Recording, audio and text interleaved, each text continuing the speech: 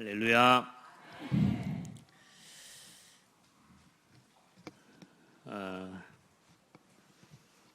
더운 여름에 하나님의 은혜를 더 많이 입으시길 바랍니다.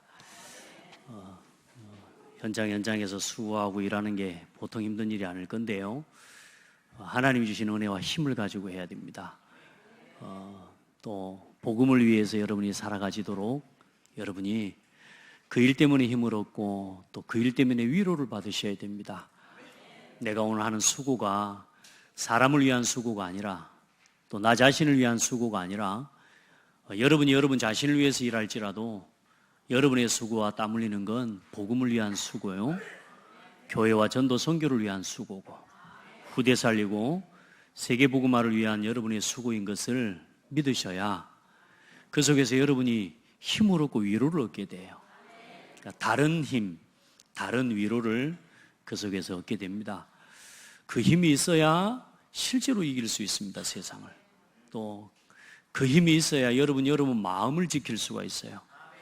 안 그러면 눈에 보이는 일 때문에 계속 휩쓸려 가고요. 환경과 사건, 사람 쳐다보면 사실 굉장히 낙심될 일이 많습니다. 더운데 마음까지 낙심돼 버리면 이 답이 안 납니다. 여러분 새해 먹기를 바랍니다. 또 감사하게 또 이제 또 날씨가 조금씩 더 선선해져 가는 것 같긴 해요. 그러나 여러분요, 현장에서 하나님이 주신 은혜를 입고 건강을 관리하는데도 하나님의 지혜와 은혜가 충만하게 되기를 바랍니다.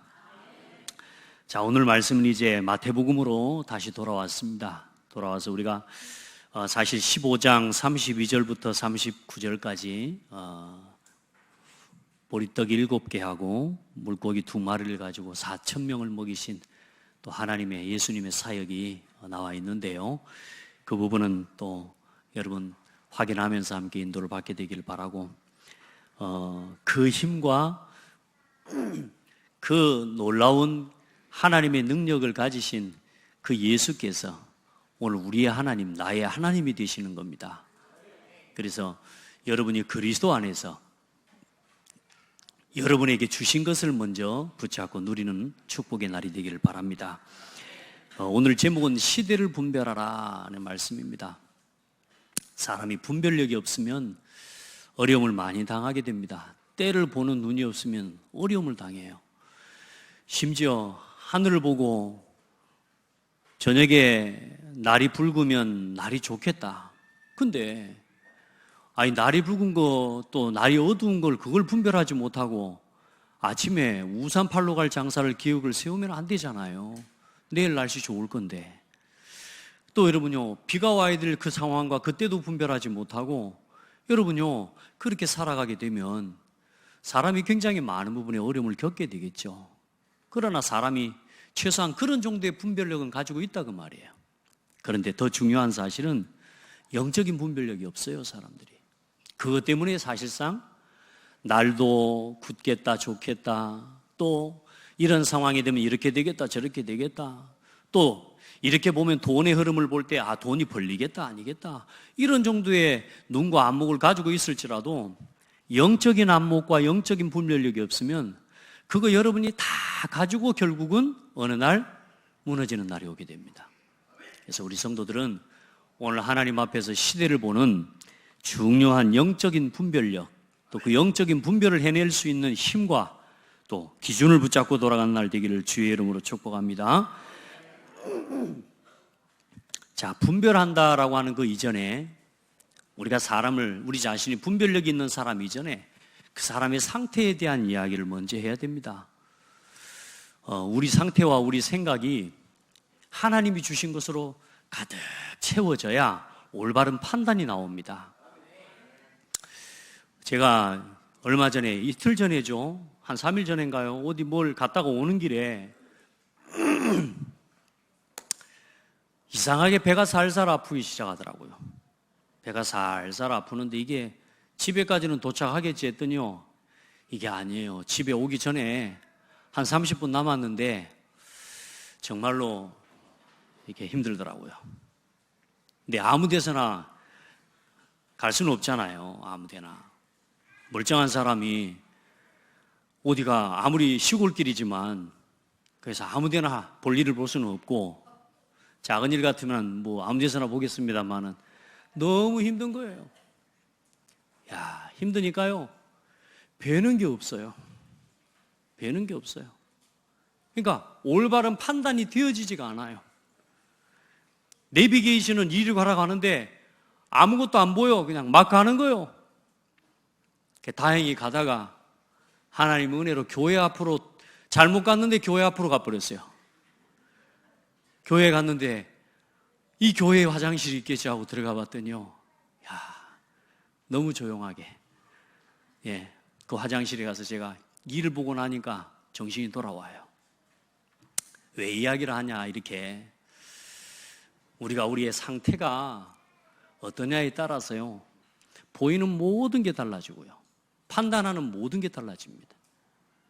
여러분, 우리가 작은 일 아닙니까? 이거 그렇게 큰 문제 아니거든요. 그런데 이런 사사로운 문제 하나도 내가 걸려들어 버리면, 그 사사로운 문제 하나도 내 삶의 문제라고 느껴질 만큼 그런 상황이 돼버리면 결국엔 사람이요, 내가 올바른 판단을 할 수 없는 단계가 돼버립니다.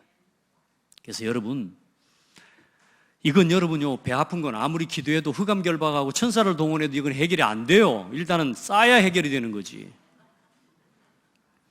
그렇잖아요. 이런 것까지 막 쥐어 붙잡고 이 말이 아니에요. 여러분의 영적 상태입니다. 육신의 이런 작은 상태 하나만 바뀌어도 우리가 보는 게 달라진다고 하면, 영적으로 여러분이 보지 못하고 또 혹은 여러분이 영적으로 판단할 수 있는 영적 분별력이 생기면 세상에요, 아무도 볼 수 없는 것을 보고 아무도 할 수 없는 것을 할 수 있게 되고요, 아무도 줄 수 없는 답을 줄 수 있는 사람이 되어지는 거란 말이에요. 하나님 여러분을 그 사람으로 부르셨어요. 그래서 그 사람을 뭐라고 그러느냐, 그리스도 안에서 나는 왕의 자녀예요.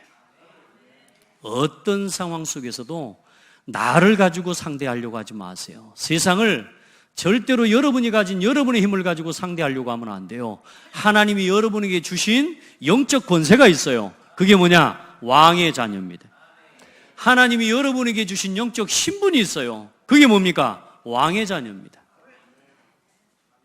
그걸 가지고 세상을 상대하고 그것을 가지고 세상을 볼 수 있어야 여러분, 우리 삶을, 우리 자신을 지킬 수가 있어요.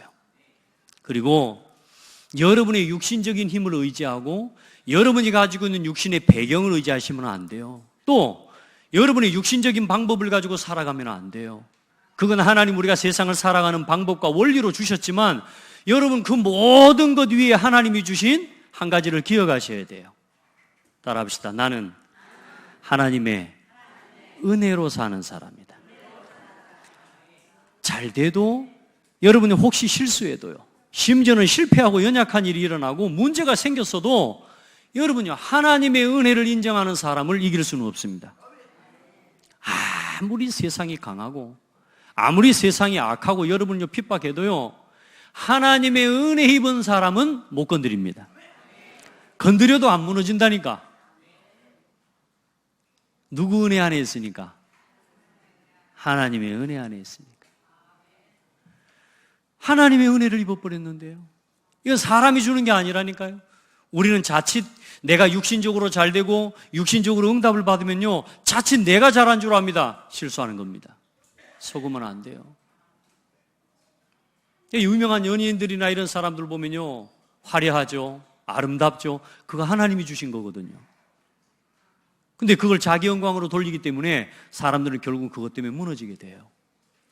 여러분, 성경에 보니까 재물을 얻을 능력도 누가 주신다 그랬냐? 하나님이 주신다 그랬습니다. 여러분, 전부 모든 것이 하나님 은혜라는 걸 인정하세요.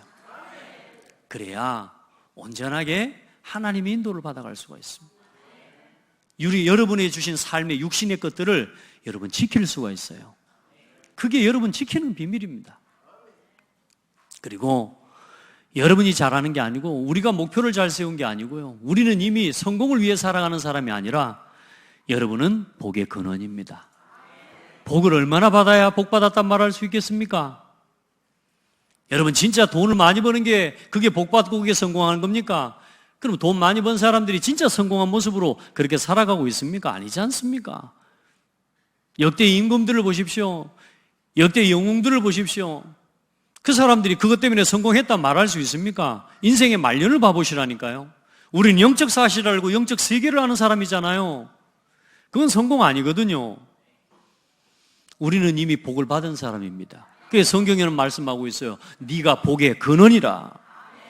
옆 사람 보고 축복해요. 당신이 복입니다.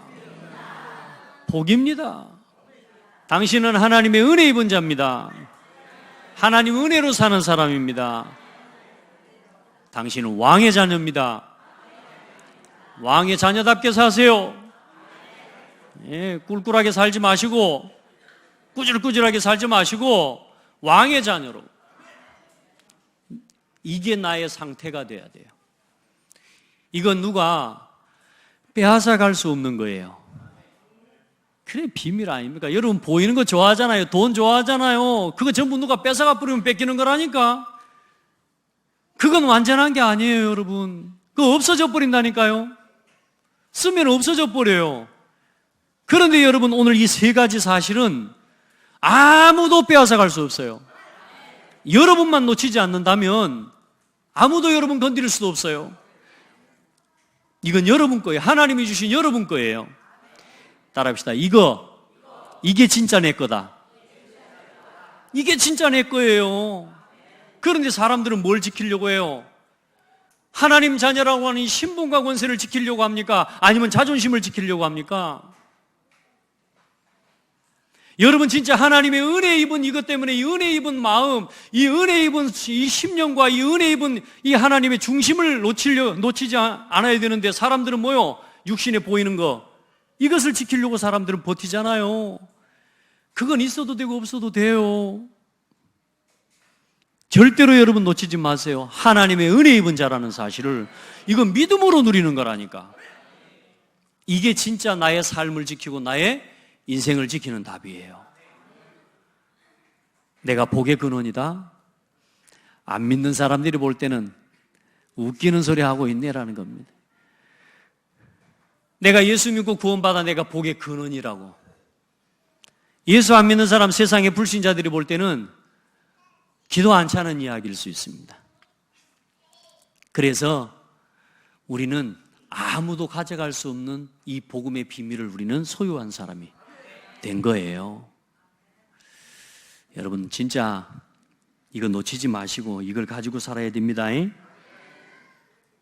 그래, 물고기 2마리와 이 보리떡 7개를 가지고 오늘 4,000명을 먹이신 그 하나님이 오늘 우리의 배경이 되시고 우리의 힘이 되시고 우리의 능력이 되시고, 그러니 우리가 얼마나 지금 복받은 사람입니까? 근데 여러분 속을 수 있어요. 현실이 어려우니까. 따라합시다. 다 지나간다. 여러분 그 속에서 염려하고 불신앙하는 거, 그게 마귀 소원이에요. 거기서 갈등하고 거기서 불평하게 하는, 그게 마귀 소원이에요. 거기서 하나님의 은혜를 감사하고 거기서 하나님의 계획을 질문해 보세요. 그때요, 당장은 내 삶이 전혀 바뀌는 것 같지 않고 내 인생이 전혀 변화되는 것 같지 않지만 여러분 그 시간이 지나면요, 어느 날 여러분의 삶이 바뀌어 있습니다. 저는 제 삶으로 저는 증거할 수 있어요. 제 친구가 어느 날 느닷없이 전화가 왔어요. 지난주에 어떻게 사는지 물어보려고. 그래서 잘 산다 그랬죠.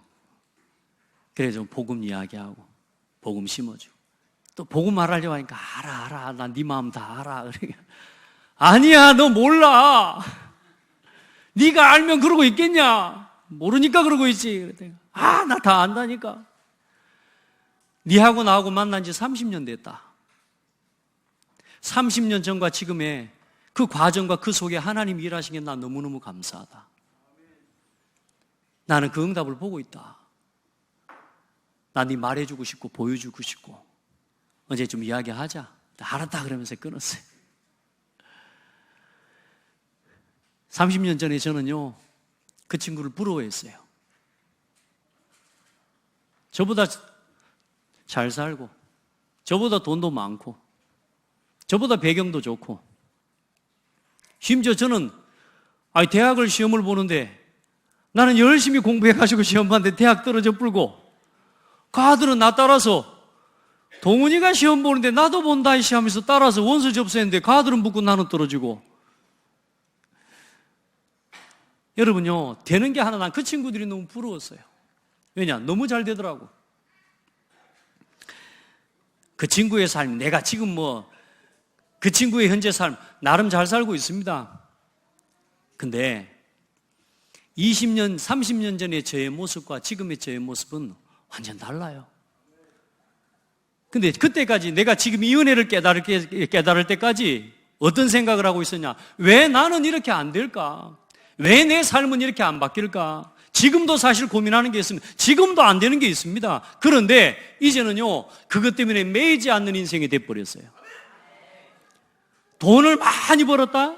내가 출세했다? 천만의 말씀요. 아니에요. 저는 제일 감사한 게 뭐냐? 하나님께 발견됐다라고 생각. 내 그 믿음이요, 너무너무 감사. 하나님께 내가 발견됐구나. 난 그게 감사해요.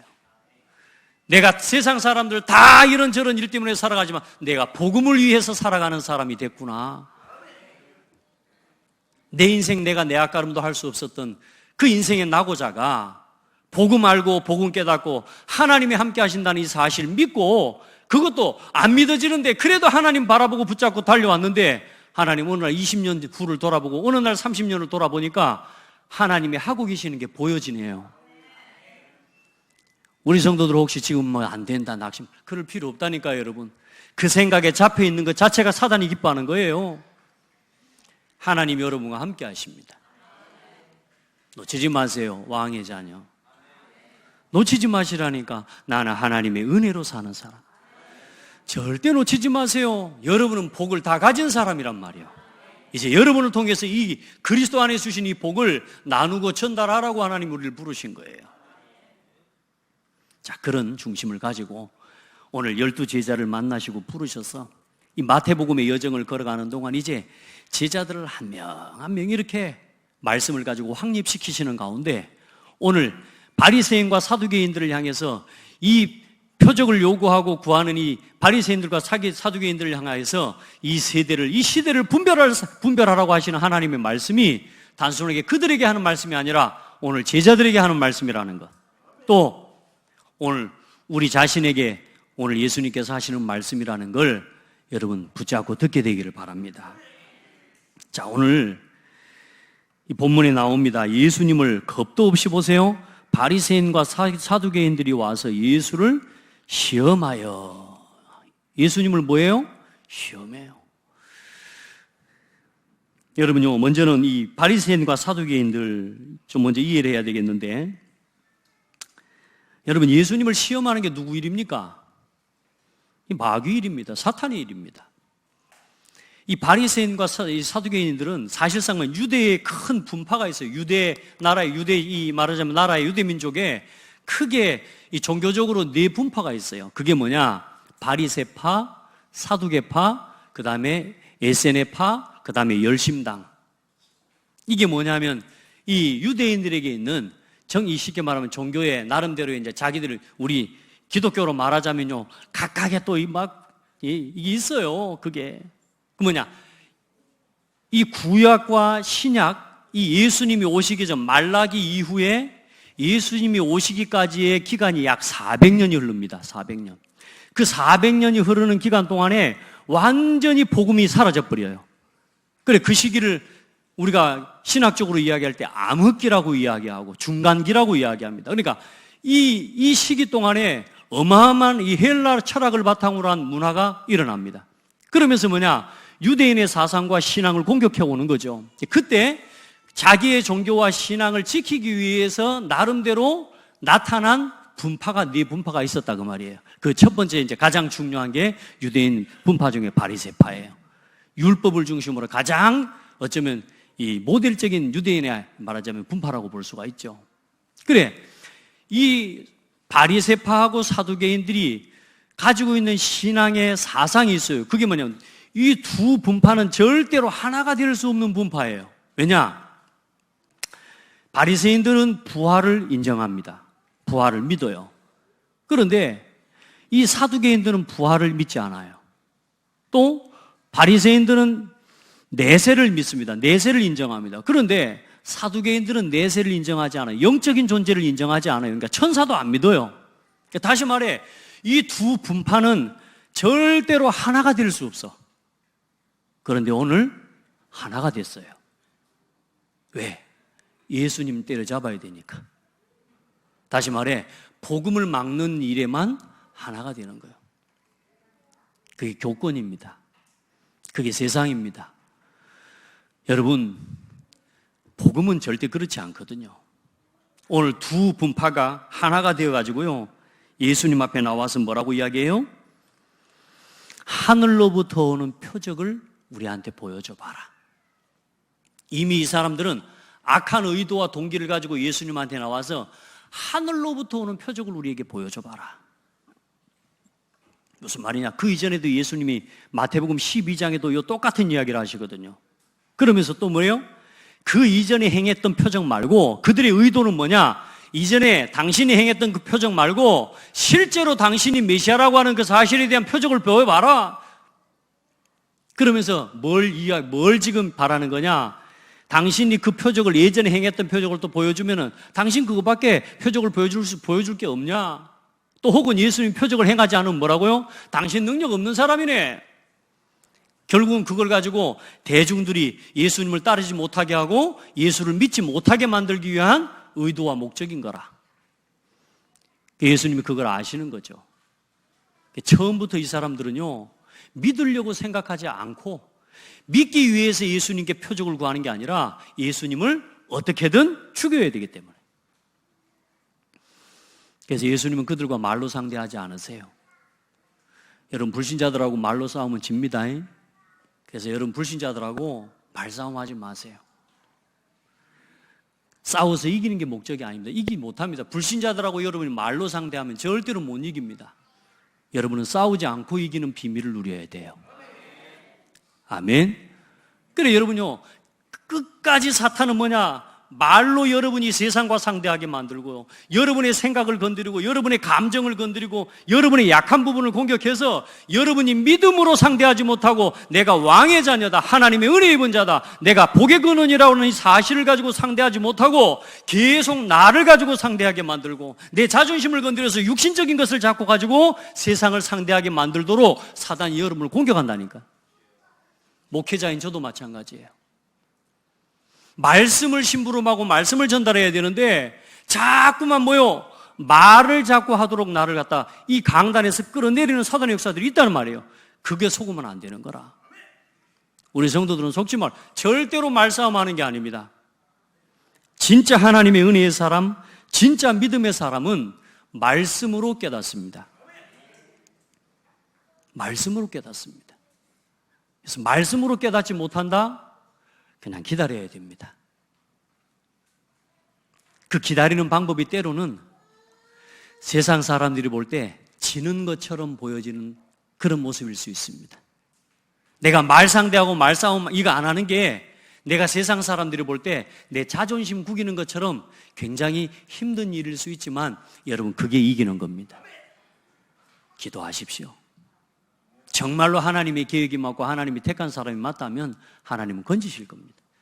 그런데 세상 사람들은 그래요. 악한 의도를 가지고 여러분을 무너뜨리고 교회를 무너뜨리기 위해서 공격한다는 사실입니다.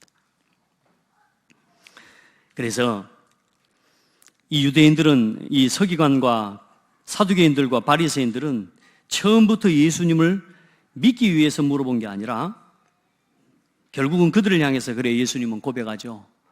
말씀을 듣지 못하는 그들을 향해 마귀의 자식이라고 그렇게 선포하십니다.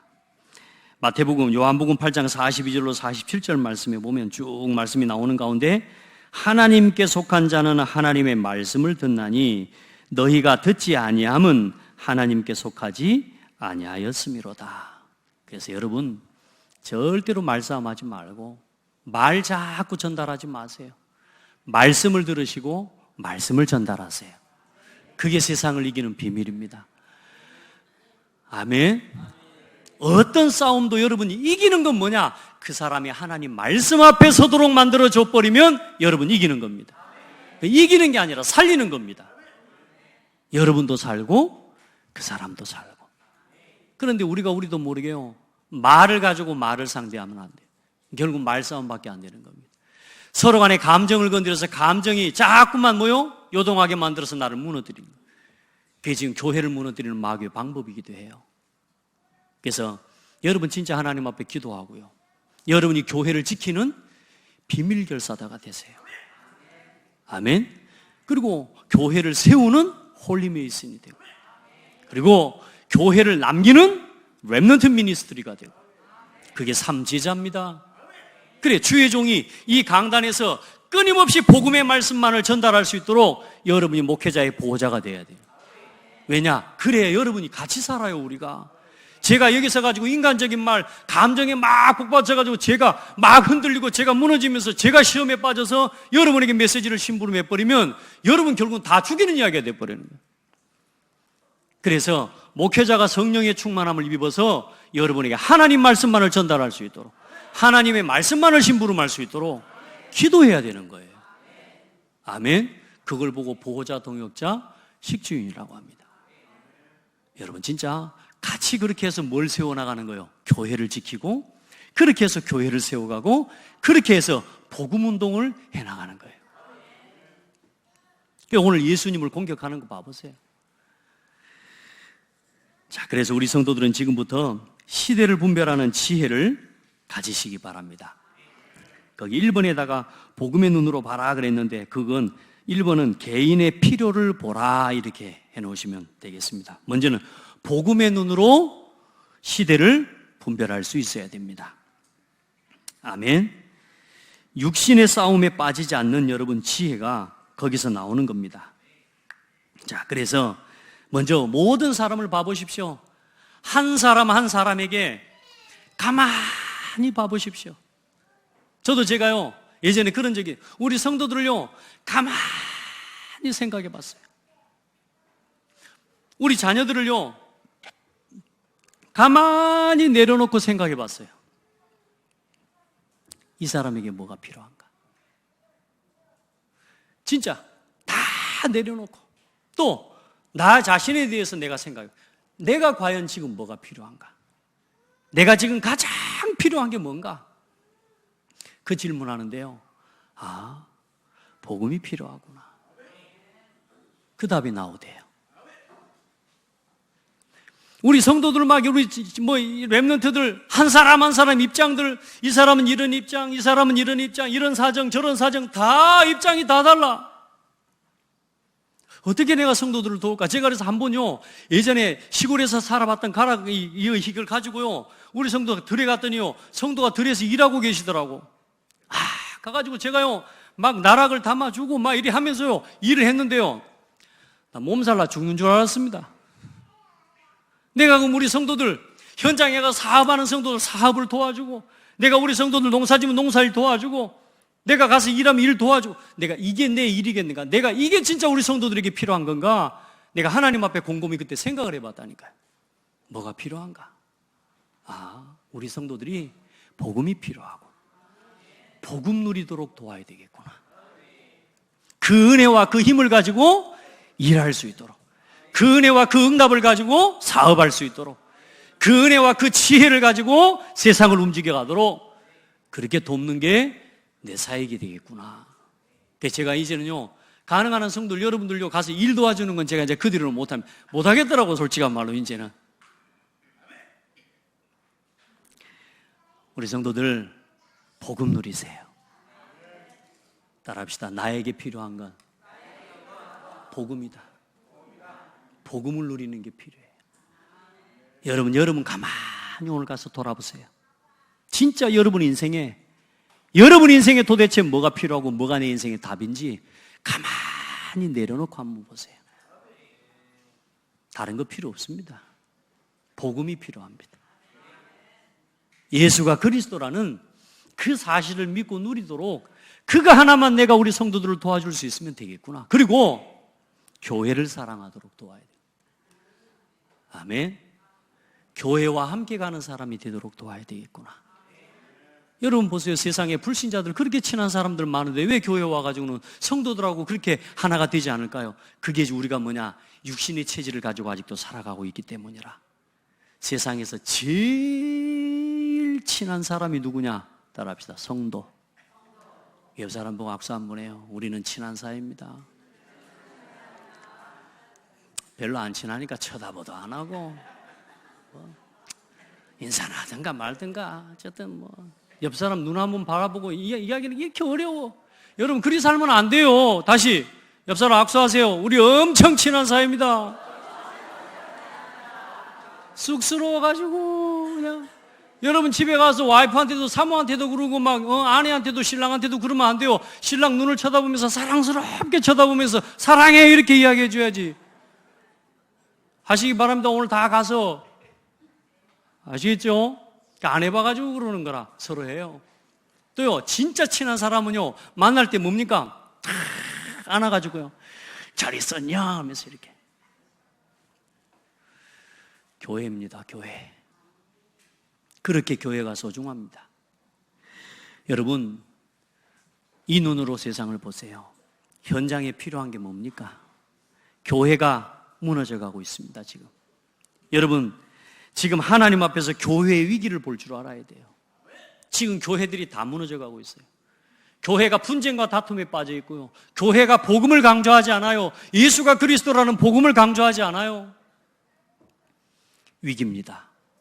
그래서 창대교회는 여기 강대상에서 정목사만 복음을 말하는 게 아니라 이제 여러분이 현장으로 돌아가서 거기서 복음을 말하는 사람, 그렇게 돼야 됩니다.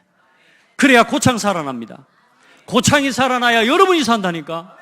고창의 문화를 살릴 수 있어야 우리 후대를 살릴 수 있어요. 여러분의 산업이 어떻게 됩니까? 고창이 살아나야 여러분의 산업이 살아나요. 그러면 고창을 살리는 길은 뭡니까? 뭐요? 왜 대답이 안 나와요? 뭐가 고창을 살립니까? 복음으로, 복음으로. 복음을 가진 여러분이 살리는 건 아니에요. 그러나 복음을 가진 여러분이 고창을 살릴 수 있단 말이에요. 그 여러분요, 저 종교인들보다 이단들보다요 더 여러분이 이 지역을 품고 하나님 앞에 기도하면서 그 사람들은 지금 거짓말쟁이 아닙니까? 거짓말 사기꾼 아닙니까? 천하의 사기꾼 스님들 님자 빼고 사기꾼이에요. 천하의 사기꾼인 거예요. 사단에게 잡혔기 때문에 본인이 몰라서 그런 거죠. 여러분만큼 진실한 사람 없고 여러분만큼 이 지역을 살릴 수 있는 정말로 하나님이 부른 사람들 없어요. 그러니 복음 말하자. 왜요? 현장의 상황은 12가지 재앙 가운데 빠져 있으니까. 이게 우리가 시대를 보고 시대를 분별하는 관점이 돼야 돼요. 아, 전도할 사람이 필요하구나. 분별을 해야 뭐가 필요한지가 보일 거 아닙니까? 지금 뭐가 문제인지를 모르는데 뭘 갖다가 이야기하겠습니까? 지금 진짜 세상에 필요한 게 뭡니까? 지금 정치에 필요한 게 뭡니까? 우리나라에 정말 필요한 게 뭡니까? 복음 가진 정치인이 일어나야 돼요. 복음 가진 교회가 일어나야 되고 진짜 복음 가진 경영인 산업인들이 일어나야 돼요. 그 문제의 원인과 이유, 시대를 분별할 수 있는 사람이 나와야 돼요. 그래야 대책도 올바르게 세울 수 있는 거예요. 그러니까 분별을 못하니까 대책이 틀려요. 우리 성도들, 이 현장의 상황에는 다른 게 필요한 게 아닙니다. 복음이 필요합니다. 복음 전할 사람이 필요하고, 그래서 전도와 선교가 필요합니다. 근데 세상은 이것만 막아요. 이 복음을 전하는 사람 돌로 쳐 죽여요. 그런 시대입니다. 그리고 보세요. 후대의 현실을 보십시오. 후대들 다 무너져가고 있습니다. 후대들 다 방황하고 있습니다. 저는 우리 장대교회 랩런트들요, 참 축복받았다, 감사하다 이런 생각을 해요. 근데 이 아이들 속에 세상 나가기 전에 뭘 심어야 돼요? 복음 심어야 돼요. 복음 누리는 비밀 심어야 돼요. 왕의 자녀로 살아가는 게 진정한 나의 자존심이라는 걸 심어야 돼요. 내가 하나님의 은혜로 사는 것이라는 사실, 그 은혜 입은 자라는 사실에 대한 감사와 은혜를 심어야 돼요.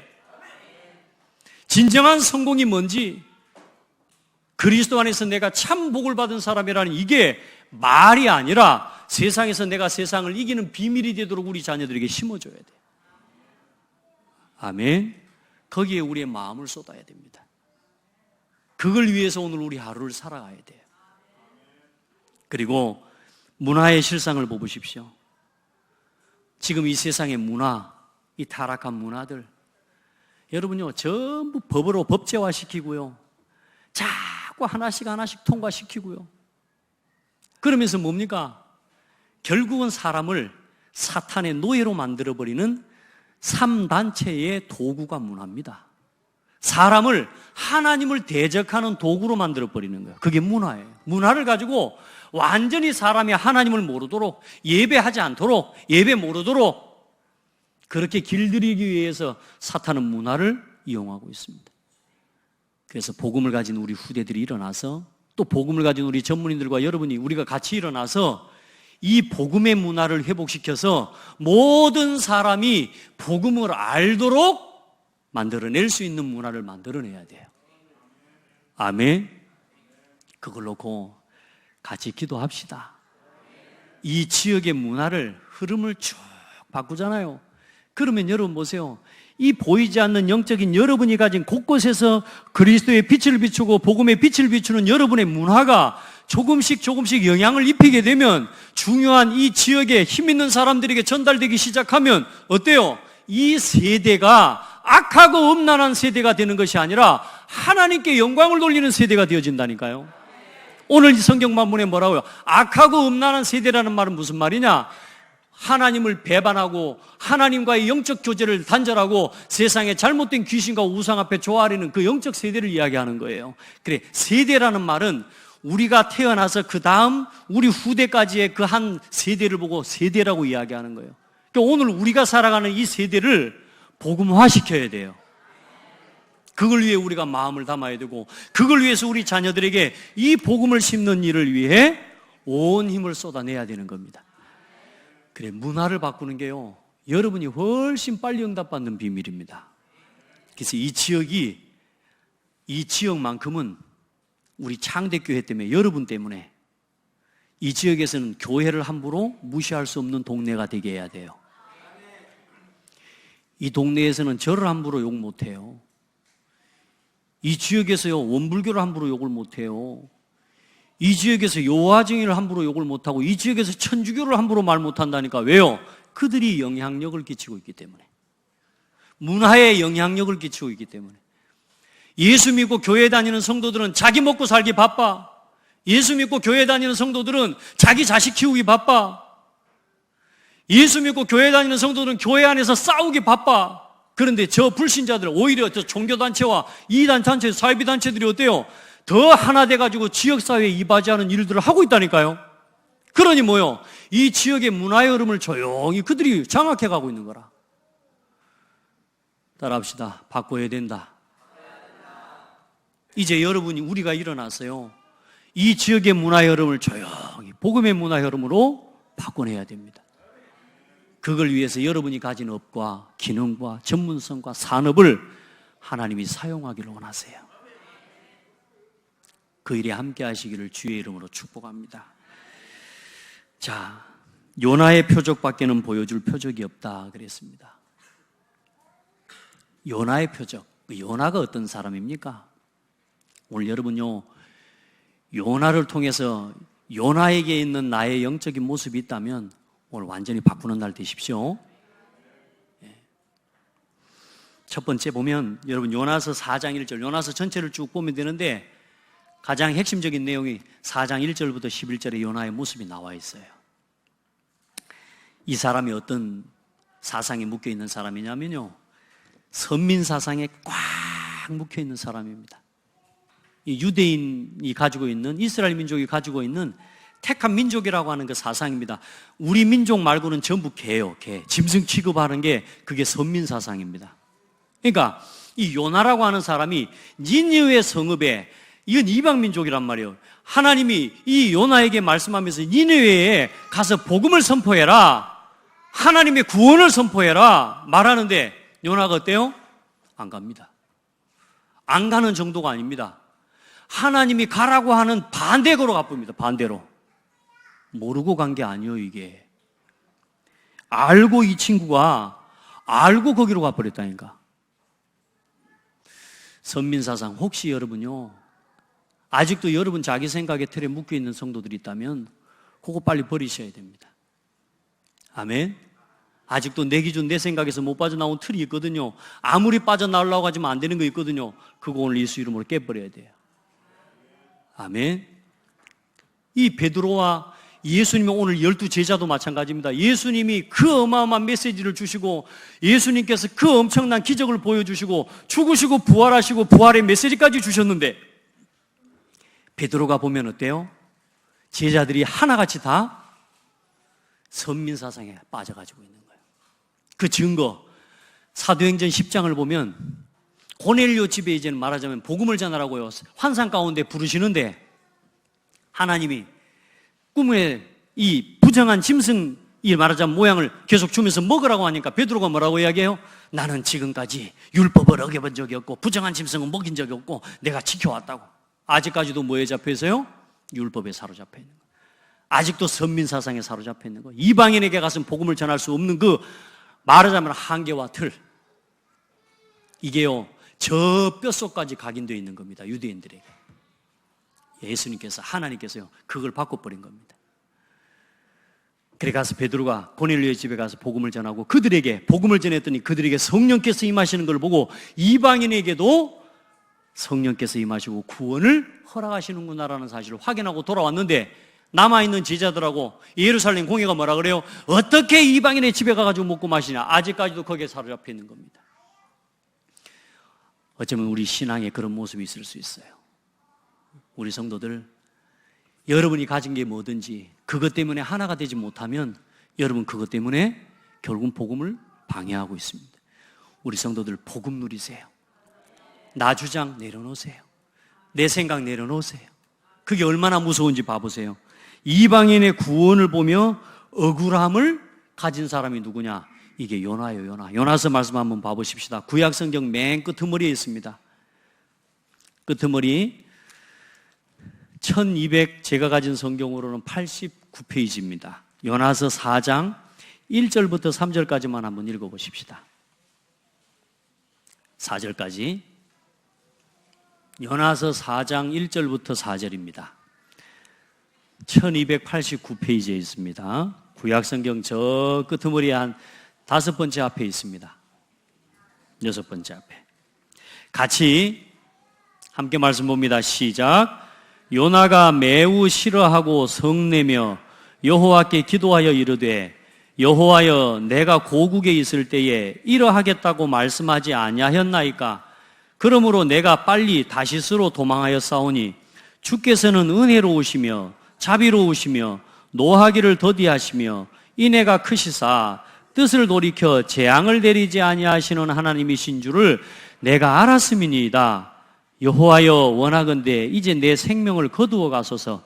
사는 것보다 죽는 것이 내게 나음이니이다 하니 여호와께서 이르시되 네가 성내는 것이 옳으냐 하시니라. 무슨 말이냐면, 니느웨의 성읍에 가서 구원을 선포하면 이 하나님의 말씀대로 니느웨 성읍에 구원이 임하고 구원의 역사가 일어날 줄을 내가 알기 때문에, 하나님이 내가 말씀을 전한 그 전한대로 그 백성을 구원하시고 그 성읍에 재앙을 내리지 아니하실 거니까 나는 안 가고 나는 도망간 겁니다. 하나님, 이런 말도 안 되는 일은 때려 죽일 놈이 있습니까? 그래요, 안 그래요?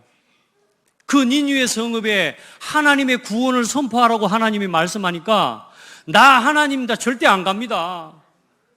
저 성읍에 가서 구원을 말하니 차라리 나를 죽여버리십시오. 내가 그냥 더 안 사는 게 좋겠습니다. 이런 진짜 말도 안 되는 신앙인이 있냔 말이에요. 그래서 당신이 내가 말한 대로 저 성읍을 재앙을 내리지 않을 줄 알고 내가 다시스를 향해서 배를 타고 간 겁니다. 다시 말이 뭔 말이냐? 하나님의 능력을 믿는 사람입니다. 하나님의 말씀의 능력을 믿는 사람입니다. 근데 뭐요? 믿기 때문에 하나님의 뜻대로 안 가고 딴 데로 가버려요. 우리 신앙 이런 모습이 없습니까? 하나님의 능력 믿습니다. 하나님이 사랑이 크시다는 것도 압니다. 그런데 저 사람이 나보다 잘 되는 게 싫어요. 저 사람이 나보다 복 받는 게 싫어요. 저 사람이 나보다 더 중요한 자리에 서서 인정받는 게 싫어요. 목사님이 저 사람을 나보다 더 인정해 주는 것 같고, 저 사람을 더 중요한 일에 쓰는 것 같고, 그게 내가 싫어요. 그것 때문에 힘 빠지고 그것 때문에 싫어서 오늘 내가 하나님 앞에 철야로 금식으로 기도해요. 주여 나를 죽여주시옵소서. 여러분, 우리 신앙 말도 안 되는 것 같지만 이런 신앙의 모습이 있을까요? 없을까요? 다른 사람이 잘하면 내가 안 해요. 남이 나보다 더 중요한 일에 쓰임받고 있으면 내가 그 밑에서 섬기는 게 안 돼요. 요나 같은 신앙이요, 어쩌면 내 신앙일 수 있어요. 오늘 우리 안에 하나님을 믿는다 하면서도 그 하나님의 능력을 믿기 때문에 하나님의 뜻대로 살아가지 않는 내 삶이, 무슨 말이냐? 하나님 생각은 그렇고요, 내 생각은 그렇기 때문에 나는 내 길 갑니다. 얼마나 무서운지 아셔야 됩니다. 하나님이 그 사람을 당장 진노하지는 않으십니다. 왜냐? 하나님이 여러분을 부르실 때, 요나를 부르실 때에 하나님의 택한 백성으로 부르시고 그를 복이라고 부르셨기 때문에 요나를 치시지는 않습니다. 그런데 그 후손이 무너져 버립니다. 하나님이 여러분을 치시지 않습니다. 우리를 치시지 않습니다. 솔로몬을 치지 않으셨습니다. 다윗을 직접 치지 않았습니다. 그 후손을 하나님께서는 치셔요. 그러니까 하나님이 치시는 게 아니라 그렇게 될 수밖에 없어요. 우리 성도들, 하나님 믿습니까? 혹시 믿기 때문에 나는 나의 길을 마이웨이 하고 가는 거 아닙니까?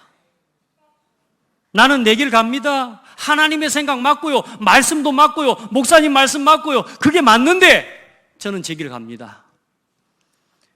여러분, 이 신앙의 모습을 가지고 가면 안 됩니다. 혹시 여러분에게 그런 모습이 있다면 오늘 하나님께로 돌이키세요. 아멘. 진짜요, 우리가요, 이방인이 구원받는 걸 보고 기뻐해야 되는 거예요. 또 내 곁에 있는 성도가 일어나고 힘을 얻는 걸 볼 때 감사하고 기뻐하고. 왜? 내 몸이니까. 그런데 그걸 보고 나도 모르게요, 힘 빠지고요, 낙심하고요. 낙심할 일 아니잖아요. 그래, 오늘 하나님 묻지 않습니까? 네가 성을 내는 것이 옳으냐? 여러분, 우리가 헛된 것에 분노하고 갈등하고 있는지 모릅니다.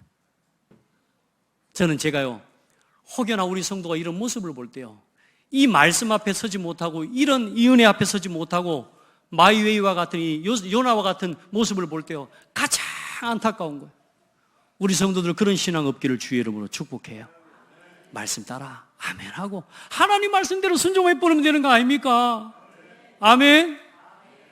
예. 구원과 심판의, 또 오늘 요나를 통해서 보여주시는 또 가장 중요한 내용은 뭐냐? 구원과 심판의 주가 되시기 위해 오신 부활의 주 예수. 3일 만에, 3일 동안 요나가 물고기 뱃속에서 온 3일 동안에 거기 뱃속에 갇혀있어 사흘 만에 내뱉음을 당했거든요. 그게 뭐냐? 예수님의 부활을 설명하시는 모습입니다. 여러분, 요나의 표적을 보면서 오늘 사두개인들과 이 바리새인들이 가지고 있는 나의 신앙의 틀과 기준, 어쩌면 요나가 가지고 있었던 그 신앙의 잘못된 기준과 틀, 오늘 거기서 빠져나오시기를 바라고, 거기서 빠져나올 때 비로소 보이는 게 뭐냐? 세상을 보는 영적 분별력이 보이는 겁니다. 오늘 시대를 보는 영적인 올바른 분별력을 얻게 되는 것입니다. 그래서 나의 오늘은 그 올바른 분별력을 가지고 있어야 온전한 올인을 할 수 있게 되는 겁니다. 나의 오늘을 어디에 올인해야 됩니까? 교회의 5가지 방향에 대한 여러분 삶의 집중도를 한번 점검해 보시기를 바랍니다. 여러분, 이 교회의 5가지 방향은 하나님이 주신 겁니다. 주의 종에게 주신 이 방향은 하나님이 이 교회를 통해 이루시겠다고 하신 하나님의 계획입니다. 그래서 사도 바울에게 내가 로마도 보아야 하리라는 이 메시지를 붙잡고 그 언약을 품었을 때 그 로마도 보아야 하리라는 언약을 붙잡고 달려가는 사도 바울을 도왔던 많은 중직자들과 전문인들이 응답을 받은 것처럼 오늘 창대교회가 세계복음화하는 전도운동하는 우리 단체와 함께 우리가 이 교회에 주신 방향을 붙잡고 함께 걸어가면 하나님은 그 일을 통해 세계복음화 이루실 겁니다. 우리 교회가 감당해야 할 세계복음화의 응답이, 그 그림이 5가지 방향 속에 있는 거예요. 여러분이 그걸 딱 붙잡으시기 바랍니다. 그걸 가지고 날마다 살아가지는 응답을 받게 되길 바랍니다. 여러분의 삶의 우선순위를 어디에다가 두고 살아가야 되는가? 먼저 그의 나라와 그의 의를 구하라. 왜냐? 여러분이 오늘 온 마음을 다해서 쏟아놓은 그것이 어느 날 열매를 맺어요. 아까 말했던 요나와 같은 신앙을 가지고 계속 갈등 속에 빠져 있습니까? 누가 나보다 잘 되는 게 싫고요. 오늘 저 성경에 보니까 사도행전 6장을 제가 예로 들었습니다만 헬라파 여자들과 히브리파 여자들이 둘이 붙었어. 교회가 부흥되어져 가고 응답을 받아가는데 교회 여자들이 붙으면요, 교회가요 부흥이 안 됩니다. 우리 성도들 가운데 성도들 간에 서로 갈등하고 서로 다투고 있는 성도들이 있고 서로 간에 불이 보이지 않는, 눈에 안 보이는 그 갈등과 그 갈등의 벽 때문에 아직도 걸려있는 성도들이 있습니까? 따라합시다. 우리는 복음 안에서 하나다. 틀린 싸움하지 말자. 진짜 싸움하자. 왜 틀린 싸움에 빠집니까? 왜 틀린 싸움에 빠져요? 세상 일을 쫓아가니까 그래요. 여러분요, 그냥 싸우지 않습니다. 세상 중심으로 가니까 그래요. 복음 중심인 것 같은데 나 중심이 강하기 때문에 싸움이 일어나는 거예요. 우리 성도들은 속으면 안 됩니다. 빨리 점검하세요. 아멘. 진짜 복음을 위한 겁니까? 그러면 다 살리는 겁니다. 그 열매가 그렇다니까. 심는 대로 거두게 되는데 여러분이 왜 다툽니까? 가만히 보십시오. 내가 뭘 놓치고 있습니까? 그게 문제입니다. 저 사람 문제 아닙니다. 그 사람 문제 아닙니다. 여러분, 더 심각한 사람도 함께 가잖아요. 세상에서 더 악한 사람도 여러분 함께 가잖아요. 그런데 왜 복음 안에서 교회 안에 있는 성도 함께 못 가요? 그건 더 이상한 거 아닙니까? 그 말은 무슨 말입니까? 우리가 세상적인 육신적인 기준으로 살아가고 있다는 거 아닙니까? 오늘 이제 복음 중심으로 회복해요. 아멘. 요나처럼 살아가면 안 돼요. 그래서 오늘 복음 안에서 여러분의 삶의 우선순위를 빨리 바꾸셔야 돼요. 그래야 다툼도 넘어설 수, 이길 수 있게 돼요. 왜? 일단은 그게 급한 게 아니니까. 싸움은, 따라합시다. 일단 싸움은 다음에. 아시겠죠? 일단은 뭐부터? 우리가 복음을 위해서 교회를 세우는 것부터, 영혼 살리고 후대 살리는 것부터, 전도와 선교하는 것부터, 일단은 우리 그거 하고 나서 싸움은 나중에 하자. 천국 가서. 아멘. 우리 옆 사람 보고 축복해요. 싸움은 천국 가서 하자. 거기 가서 피 터지게 싸우자. 거기 가서 우리 거기서 치고받고 그냥 싸워불자. 이렇게. 일단은 여기 사는 동안은 안 됩니다. 장대교회 성도로, 장대교회 중직자로 있는 동안은 안 됩니다. 그건 속는 겁니다. 가장 소중한 걸 빼앗긴 겁니다. 빼앗길 수 없는 걸 빼앗겨버린 겁니다. 아멘? 놓치지 마세요. 그거 놓치면 다 뺏겨버립니다. 여러분이 육신적으로 가지고 있는 것까지 다 뺏겨버립니다. 아시겠죠? 하나님이 여러분을 쓰시도록 만드세요. 하나님이 여러분의 산업을 쓰시고 하나님이 여러분의 자녀를 쓰시도록 그릇을 준비하세요. 아무것도 문제 안 돼요. 저도 제가요 딱 걸려들 뻔한 거 있죠. 이번 주 지뢰 때 말씀이요 답이 됐어요. 지뢰 때. 그래, 지뢰 때. 아멘. 이게 뭔 말인지 모르시는 분들이 있을지 모르지만 지뢰 때가 뭡니까? 내가 힘이 없어도요 지뢰 때를 이용하면요 나보다 수십 배 무거운 것도 들 수 있어요. 맞죠? 지뢰 때 필요 없는 사람 없다. 전부 하나님이 쓰시도록, 전부 하나님께 쓰임받도록 만드는 거다. 왜? 내가 처음부터 품었던 마음이 그거예요. 저는 여러분이 한 명도 빠짐없이 복음 위에 쓰임받도록 만드는 게 제 역할이라. 근데 저를요 마귀가 어떻게 속이는 줄 압니까? 자꾸 여러분과 상대하게 막고 마귀가 끌어내려요. 저를 여러분과 말상대하게 만들고 저를 여러분과 자꾸만 감정적인 상대를 하도록 저를 자꾸 끌어내린다니까요. 자, 안 속을 거예요. 우리 서로 축복합시다. 안 속을 겁니다. 나 당신한테 안 속습니다. 아멘. 예. 무엇을 위해 하나 됩니까? 이번 주간에 광복절이 있었거든요. 또 그때 또 하나님 감사하게 우리 바누아투에서는 전 세계 237 나라 복음화를 남태평양에 있는 오세아니아주 14개, 15개 나라의 정상들과 우리 복음운동할 중요한 문이 열리는 시간표도 있었고요. 근데 우리 대한민국의 광복절 이 행사를 진행하는데 보니까요, 이 나라가 나눠졌어요. 지금 한 사람은 저 서울 위에서 한쪽은 모이고 한쪽 판은 천안에서 모이고 막 나라가 두 쪽으로 나눠졌어요. 지금 두 쪽 정도가 아니에요. 지금 너무나 나라가 나눠지고 이념으로 사상으로 그 이념과 사상의 포로가 되어 정치인들도 기업인들도 경영인들도 지식인들도 다 그 이념과 그 사상을 갖다가 변호하고 보호하는, 다시 말해 자기 입장과 자기에게 맞는 사상과 이념을 보호하는 쪽으로 서울대 교수들이 전부 한나라당 쪽에만 있으면 다른 당 쪽은 다 그 틀렸다고 말할 건데, 학적으로 지식적으로 모든 당들이 전부 그 배경을 갖고 있어요. 그 이념을, 그 사상을 갖다가 펼쳐내기 위해서요. 근데 더 안타까운 사실은 교회마저도 그 이념과 사상에 편향이 되어져서요, 이 편 저편에 서서 있는 모습들을 볼 때 너무너무 안타까운 거예요. 여러분, 이 나라의 민족을 위해 기도하셔야 됩니다. 교회는 어느 편이 아니에요. 진짜 이 시대를 위해 기도해야 돼요. 그리고 복음화되어져 가도록 거기에 유익한 정치인과 지도자들이 일어나도록 기도해야 돼요. 아멘. 교회가 분리되면 안 돼요. 더 안타까운 사실, 교회 안에 각각의 파가 얼마나, 정치권별로 파가 있고요. 그렇죠?